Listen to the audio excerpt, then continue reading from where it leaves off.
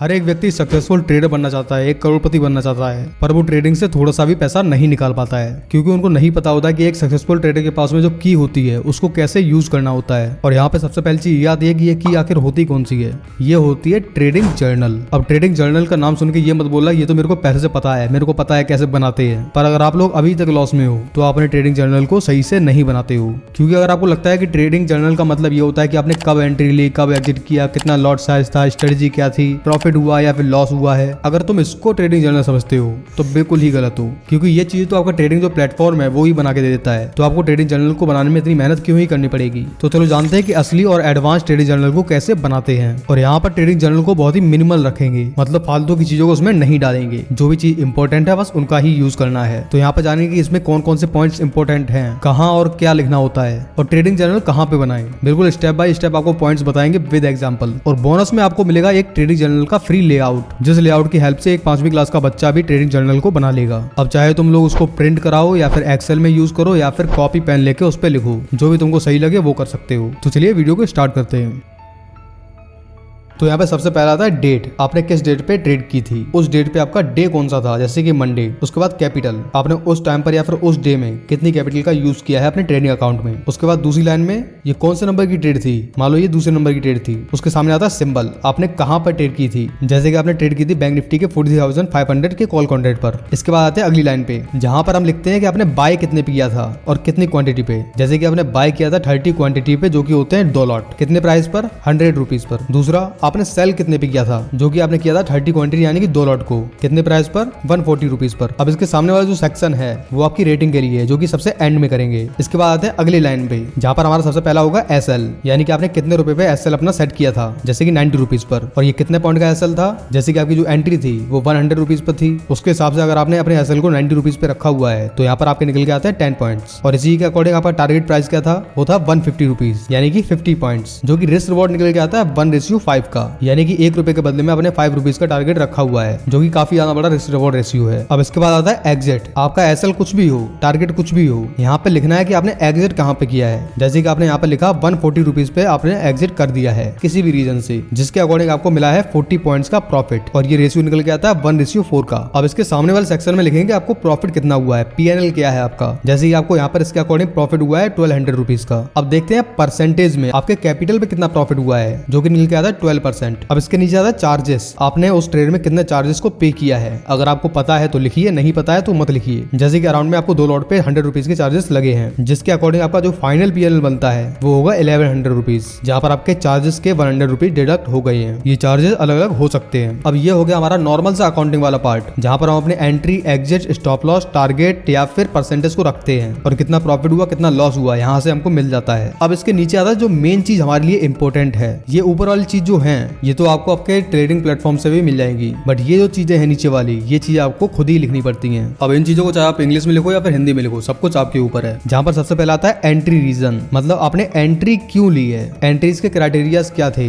क्यों ट्रेड ली थी, स्ट्रेटेजी क्या थी, सेटअप क्या था, ये सारी चीजें आपको पॉइंट वाइज लिखनी होगी। जैसे कि सबसे पहला पॉइंट है resistance break with high volume, resistance का ब्रेकआउट हुआ था वो भी हाई वॉल्यूम के साथ में। दूसरा, and the price is upside of 200 EMA, और जो प्राइस था कैंडल्स थी वो 200 EMA के ऊपर थी, इसीलिए आपने बाइंग ट्रेड ली थी। तीसरा, ओवरऑल जो ट्रेंड था वो बुलिश था 1 आवर पे या फिर 1 डे पर, और जो निफ्टी 50 है वो भी बैंक निफ्टी के सपोर्ट में ही थी, यानी कि ऐसा नहीं हो रहा था कि बैंक निफ्टी ऊपर जा रही है और निफ्टी 50 नीचे जा रही है। जिस डायरेक्शन में बैंक निफ्टी जा रही थी उसी डायरेक्शन में निफ्टी 50 भी जा रही थी, इसलिए यहाँ पर डबल कंफर्मेशन मिली थी कि जो ट्रेंड है वो काफी स्ट्रॉन्ग एंड रिलायबल है। और जो ऑप्शन चेन थी वो भी हमको शो कर रही थी कि जो बुल्स हैं वो भी पावर में है, यानी कि जो भी ट्रेड बुल साइड ली जाती है उनके सक्सेस होने के चांसेस ज्यादा है। So took the entry on the second candle formed after breakout candle closed, यानी कि आपने जो एंट्री ली है वो अपने ब्रेकआउट कैंडल के क्लोज होने के बाद में जो अगली कैंडल बनी है उस पे ली है। तो ये हो गया आपके एंट्री रीजंस या फिर एंट्री क्राइटेरियाज, जिन कारण से आपने अपनी ट्रेड को लिया है। यहाँ पर आप अपने स्ट्रेटजी का नाम भी डाल सकते हो। अब इसके बाद वाला जो पॉइंट आता है वो होता है एग्जिट रीजन, मतलब ट्रेड लेने का कारण क्या था, वो तो एंट्री रीजन हो गया। अब ट्रेड को एग्जिट करने का कारण क्या था या फिर ट्रेड कैसे एग्जिट हुई थी, ये होगा आपका एग्जिट रीजन। तो यहाँ पे लिखा है after getting 1:4 I have trailed my SL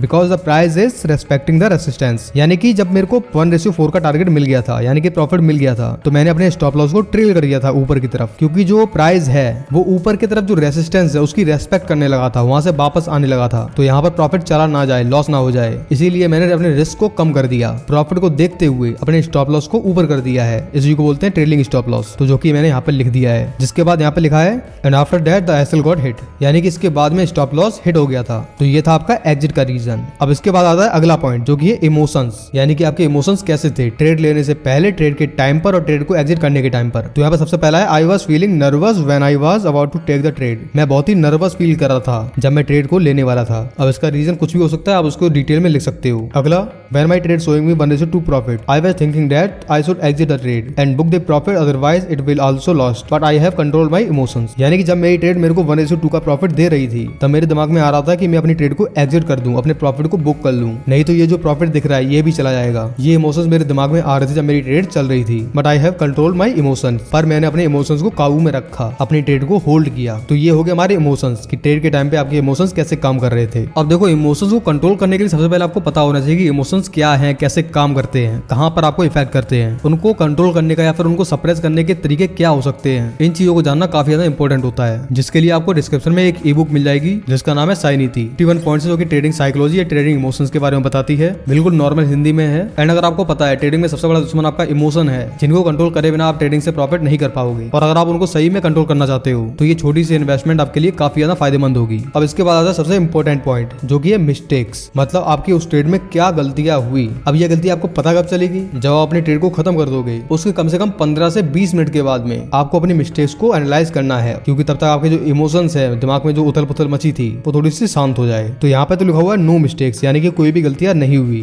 I have followed my all rules, मैंने अपने सभी रूल्स को फॉलो किया है, एंड ट्रेडिंग प्लान, और अपने ट्रेडिंग प्लान को भी फॉलो किया है। और अगर आपको थोड़ी सी कंफ्यूजन है कि ट्रेडिंग रूल्स क्या है, ट्रेडिंग मिस्टेक्स क्या है, तो इसके लिए आप डिस्क्रिप्शन को चेक कर सकते हो, जहां से आप 50 ट्रेडिंग रूल्स को अपग्रेड कर सकते हो। अब यहाँ पर आता है हमारी ट्रेडिंग जर्नल का सबसे फाइनल पार्ट, जहां पर आप अपनी ट्रेड को रेट करते हैं, जहां पर हम सभी चीजों को एनालाइज करके उनको देखकर ये अंदाजा लगाते हैं कि हमारी ट्रेड को कितना रेटिंग मिलनी चाहिए। जैसे कि इस ट्रेड में, इस ट्रेडिंग जर्नल के अकॉर्डिंग इस ट्रेड में कोई भी गलती नहीं हुई है और प्रॉफिट भी अच्छा खासा मिला है। बस शुरुआत में थोड़े से इमोशन इफेक्ट कर रहे थे, पर उनको सप्रेस कर लिया गया था, तो इसको मिलते हैं 4 आउट ऑफ 5 स्टार्स। तो इसी तरीके से आप अपने ट्रेड को रेटिंग दे सकते हो। और जैसे ही आप ऐसे 10 से 20 ट्रेड्स को जर्नलाइज कर लो, फिर आपको करना है वहां पर एनालिसिस कि सबसे ज्यादा आपको कहां पर रेटिंग अच्छी मिली है, कहां पर मिस्टेक हो रही है, कहां पर इमोशंस कितने इफेक्ट कर रहे हैं, कौन से एंट्री रीजन काम कर रहे हैं, कौन से एग्जिट रीजन काम नहीं कर रहे हैं। ये सारी चीजें एनालाइज कर सकते हो जब आपके पास एक बही खाता होगा अपने ट्रेड्स का, और खासकर अपने इमोशंस का, entry region and exit region का। और जो भी आपसे मिस्टेक्स होती है वहां पर आपको ईमानदार रहना होगा। जो भी मिस्टेक्स होती है उनको लिखो, और वहां पे ये भी लिख सकते हो कि उनको कैसे सुधारा जा सकता है। तो आशा करता हूँ कि आपको जो भी चाहिए था मैंने आपको दे दिया है, पर फिर भी अगर आपको कहीं पे भी कंफ्यूजन है, कोई भी क्वेश्चन है, तो बेझिझक पूछ सकते हो आप, मैं आपको जल्द से जल्द आंसर देने की कोशिश करूंगा। और ट्रेडिंग जर्नल के लेआउट के लिए आप डिस्क्रिप्शन चेक कर सकते हो, आपको वहां पर ट्रेडिंग लेआउट का लिंक मिल जाएगा, वहां से आप लोग उसको फ्रीली डाउनलोड कर सकते हो। तो जल्दी आपसे मुलाकात होगी अगले वीडियो में, तब तक के लिए